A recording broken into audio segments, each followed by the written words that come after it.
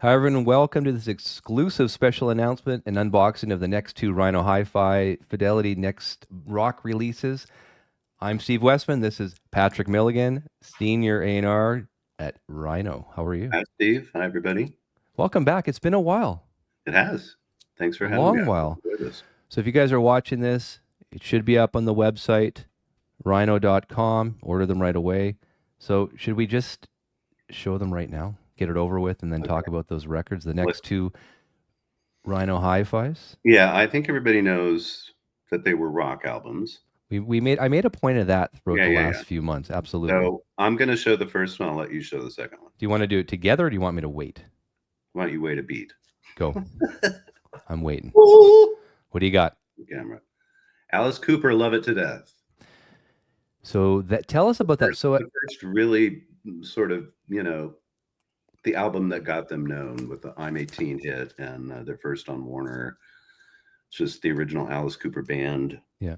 The first album produced by Bob Ezrin also. So Well, let me just interrupt you. The young Bob Ezrin, right? Because who's just sort of getting into that scene at that point. pretty And much, if yeah. anyone doesn't realize who Bob Ezrin is, you'd best known for producing that I don't know, that album called The Wall by Pink Floyd. I think people have heard of that one. So that's where he claimed to fame, and also a fellow Canadian as well from Toronto, Ontario, Bob Ezrin. So Yeah, but yeah, he had a great run of I think like 4 albums with the Alice Cooper band all through Muscle of Love, and yeah.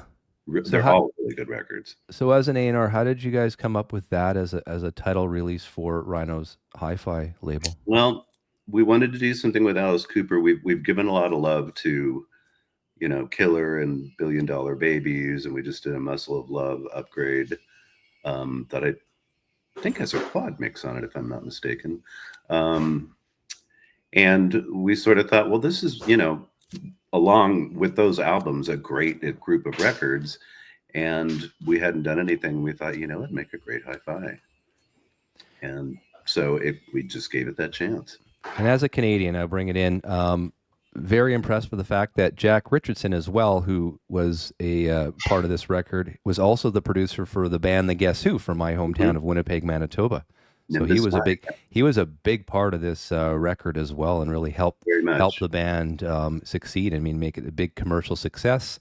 And then, of course, Bob Ezrin really made it from. I guess their previous two albums were more psychedelic or what, right? Yeah, a This is little more of more this out there. hard They're rock, great records. sort of consolidated the sound a little bit more, made it more commercial sounding, right, for this record, and hence why it Yeah, did so well.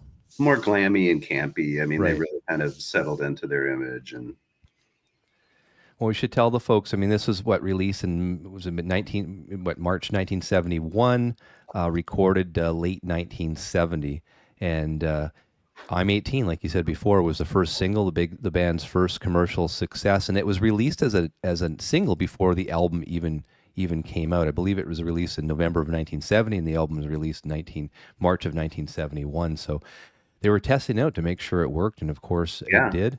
they And weren't for counting on an FM DJ just to pick it off the or an Right? FM DJ Yeah. to pick it And off. I have it behind me. I was listening to it just before when you got on. You were hearing that, and the one thing we didn't mention yet, but I mean the consistency in Rhino Hi-Fi. We know that Kevin Gray was mastered and cut this record from the original analog tape, and we'll get into the tape boxes in a second. Pressed it optimal. Of course, there it is for the tape porn people out there that need their fix. That's We'll why get it's on there, because I'm one of them. You're one of them. Well, yeah, I appreciate that. I think I love that aspect of Rhino Hi-Fi, and I love the fact too. I mean, the price, right? I mean, $39.99 or 95, not bad. 39.90. Keeping Yeah, it there. maybe. So yeah, it was a smash hit, and for me too. Alice Cooper has a little bit of memory for me because it's the very first artist I ever went to see live in concert back in Winnipeg, Manitoba. I was 12 years old. I want to say it was 1985 or 1986. I went to his Oh concert. wow, It that's was my cool. first time ever to live concert, and my ears rang for a week after. And I remember being 12 years old, going, "What was that smell? I've smelled something in the audience." And of course, it was. Oh, I remember that, going to shows and smelling weed and Love's Lemon Fresh perfume. That was like Oh every yeah, that stuff at the we time. had great seats. My friend and I. His dad was a director or something at one of our local FM radio stations in Winnipeg. So we had awesome seats, and his parents picked us up, and I had a great time. That's I super loved cool. it. Wow, Yeah. that's fantastic. So let's get into the tape box for Love It to Death. I have it up right here, Patrick. Here it is here. I like all the smudges as well. It's so authentic. RCA magnetic recording tape, of course. It looks like it was dated January 8th, 1971, when I guess it would have been mixed out. Recorded in late 1970. Do you have a favorite song other than I'm 18 on this record? Hmm. Because I actually really enjoy Hallowed Be My Name as well. That's Just a sort of a great one. slower, that has a little That's bit a of good peak. one. The I believe opening that, "Out in a Dream" is really good too. yeah. I mean, I think I'll challenge folks too, if you've not really been into Alice Cooper, or, have any of his records, you'll be pleasantly surprised.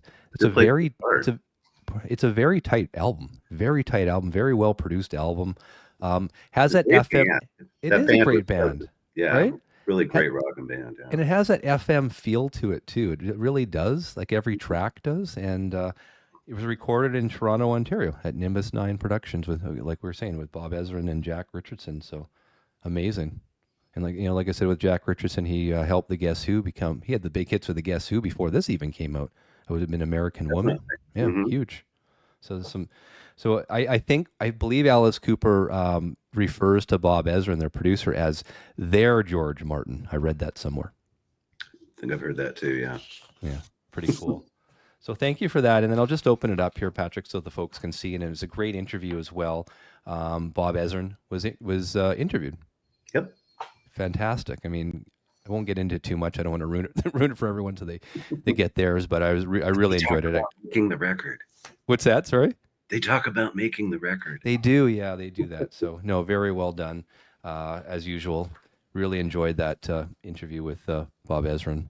And yeah, I was listening again this morning. It sounds tight. And what Kevin did too, I noticed one area. I listened to it streaming, and I had an old CD of this from, I don't know when it was. It didn't sound that good. I really noticed the difference, Patrick, in the drums. The drums sounded a lot tighter and a lot sharper than I had previously heard, even on the streaming, on my streaming service as well. So I really, and I did contact Kevin and asked him, one, how were the tapes on Alice Cooper? And he said they were great. And I said, so what did you do? He goes, well, I did, my basic EQing as I normally do, and got it to where it is today, where it sounds right now. And I did tell him, I said, wow, I really like the sound of the drums. I mean, that really resonated with me as well. And some of the acoustic guitars and some of those tracks really sounded tight and dynamic. So whatever he did, we know it's a consistency with his mastering. And again, he did it with Alice Cooper's "Love It to Death," and I think everyone will love it to death if they get it. I think so. And Yeah. might also just add, as with all other hi-fis, pressed at optimal. Yep, absolutely. 80 grams. So And so is this one of those limited numbered to 5,000? Oh, it does say it there. So limited to 5,000, right? it is. And you guys don't make that decision on the unnumbered at some point? Depends on sales, or how does that work? Well, we just kind of the way that we approach the series. I mean, Yeah. obviously there have been things that we've done, like the box sets that we do smaller runs on, and then we've, as people know, then break the records out later, unnumbered. So, yeah, it's, and then again, things that we think are going to sell well, we will sort of, be ready to repress unnumbered as well. So yeah, we're, figuring it out. It depends on the title, and obviously as we've gone, we've kind of figured out more of a sweet spot of the kind of things that will sell well. So Well, I'm excited. I mean, the next day, in 2025, some great titles coming through. So it's going to be a good year for Rhino Hi-Fi. Should we get to the next one? I guess people are probably waiting. What's the second one? It's not jazz. yeah. Okay, hang on. I'm going to grab. I think people are going to be disappointed by this, but Yeah, I think you're being facetious right now. I think they're going to be really excited. Do you want to do it in 1, 2, 3? well, yeah, okay.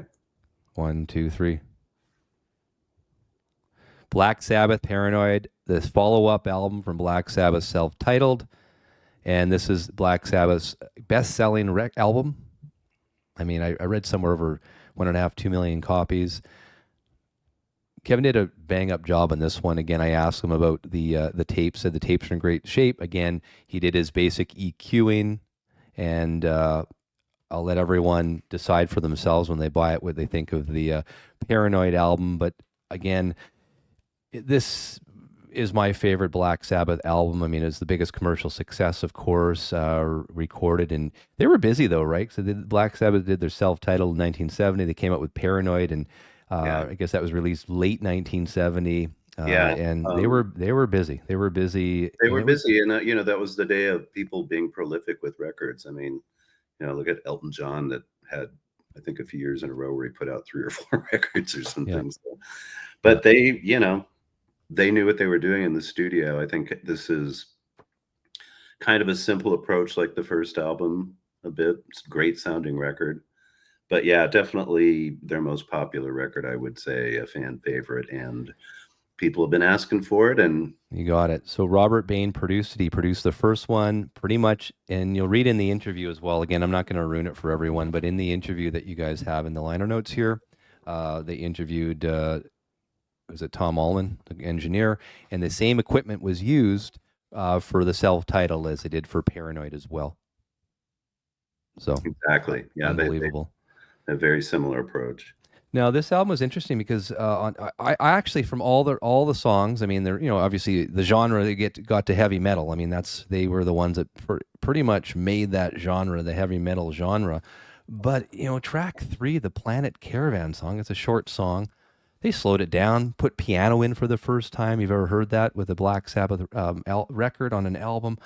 Really love that. I really love that track. I really do. It really breaks it up. I mean, side Yeah, one. it's a nice breakup on the record. Yeah, Side one's almost like all the songs are big. Could have been all. I guess I don't know if Planet Caravan was ever a radio play, but we know War Pigs, Paranoid, and Iron Man were yeah, right. So I that's mean, 3 of their biggest pretty songs. much on You know? track side one, you got all the biggest songs. I mean, it's pretty much a greatest hits on side one, and you got Planet Caravan in there, which I think just sounds great. And that's where Ozzy's singing through. I think it was a Leslie speaker cabinet or something like that. Yep. So it's makes that funky sound. So they did a little bit of experimenting in the studio. Nothing like the Beatles did back in their day in Revolver or all those other records, but I mean they did some as well. And the basic equipment, and like I said, they had the same engineering and team as the first record and even the third record, I believe, Master of Reality. They still had the same team in place. So hopefully, Patrick, no pressure, but if this sells well, maybe you guys can continue on. Hint, hint, wink, wink, and maybe Master of Reality after this, if that's possible. I don't know. Well, I would say we would most definitely want to do that, and Okay. seems like the Black Sabbath camp has been cool with what we're doing so far. So So, they're pretty easy to deal with. So tell the folks about that process. Is it as an A&R, is it a hard process to really get final approval? Like tell the folks about that, well, the inner actually, workings. yeah, one of my colleagues, Hugh Gilmore, who works in the UK, he does both A&R and packaging. And he, even though we have no UK rights for Black Sabbath, he oversees Black Sabbath stuff because he knows management and he interacts with them. So he, gets permission from them, runs everything by them. And so they're fully aware all the time of what we're doing. And he's been able to get these 2 over the line. So, So, I mean, I've reason to believe this will be popular. Again, it was their most popular record, so I'm excited to see the reaction of everyone. me Obviously, too. After the reaction to the first one, I think yeah, people are gonna lose their minds for this. I'm yeah, excited about it. yeah. I know there's been a lot of comments, even on my channel as well. Maybe that's going to be the next record. I know I've made some comments saying, "Hey, there's going to be 2 records coming out in 1970s," and I think some people have nailed it and said, "Hey, maybe it is Paranoid Black Sabbath." They're like, "Okay, Milligan, Why wouldn't we? make sure it's Paranoid by Sabbath." I mean, I've seen those comments before as well. So, no, great job on that again. Getting back to the tapes, I know if you guys are into tape porn, there's the front Trident Studios box, and then in the back here, as you can see, I won't ruin it for you and go into the this is part of the magic of LPs, which I really enjoyed back in the day. Sitting down, putting on the record, and then reading the liner notes, and sort of getting really involved with it. And so I really enjoy doing that while I listen to the record. I'll read the liner notes. I won't ruin it for people because I mean that's a nice experience. But this is again really well done and really really impressed with the sound. And yeah, Kevin, like I was mentioned before, Kevin did a little bit of EQing. Tapes were good, not a lot of funkiness going on there. I think as you know, I mean, you hired him for that, right? He's pretty consistent with his mastering techniques. He's got great equipment. So I think at this point, if you're a Rhino Hi-Fi fan, you know what you're going to get out of this Paranoid. Yeah, I think so. No, I agree. Kevin is just so good at what he does. He really does have amazing equipment that he's, put together on his own. And you're right. I mean, I think one of the things that gives us is consistency in the line, because Yeah. he's not done anything I think I've heard anybody complain about yet. So No, and I, they're all I think that's fantastic. the And they, one thing I'm hearing is, from all the different posts and people on my show and, the comments, is the consistency in his mastering throughout everything that he does. And I think it is definitely, uh, you know, obviously been in doing it for 50 years and, understands it and doesn't really take a lot away from what's on that tape either. I think that's the main thing. So I always feel that it's authentic to what we heard in the studio. It's what yeah. he's remastering. So I really appreciate that. No, I love what Kevin does, and we use him outside of hi-fi, not as much because we keep him so busy with hi-fi now. Yeah. But Yeah. but he this one was kind of in the hopper for a while, and it finally came out. I think, yeah, last Black Friday. I'm pretty sure. But it's one of my it's just a pet project, and I thought, I wonder if Kevin would want to cut this. And I called him. He was like, "Oh yeah, I love that. I'd kill to." Yeah. Is the Carl Stalling project Hmm. that we did a 2 LP version, a first time on LP. If you are familiar with that record, it's all the score music from the Warner Brothers Looney Tunes cartoons, and it's And so just so the true analog guys, is it cut from tape? it was cut from digital, Okay. Just so we're clear. but it And then sounds you're also, I mean, the Rhino Reserve, my Eddie Hazel was a great sounding record, great price as well. Now, can you tell everyone the next two Rhino Reserve dates? I don't know if you can tell, probably can't do the titles, but the dates. well. Off the top of my head, I don't have exact dates, but I can tell you that we have some scheduled for June Okay. for Black History Month. Oh, good. And we also have a summer campaign every year in July. We've got some that will be part of that. And another campaign we do every year is Rocktober. And we've got some titles set up for that. And one of our other campaigns, Start Your Ear Off Right, in January next year, we'll have some in there too. So, and we Nice. may squeeze some out in other places too, but that's kind of what we're looking at now.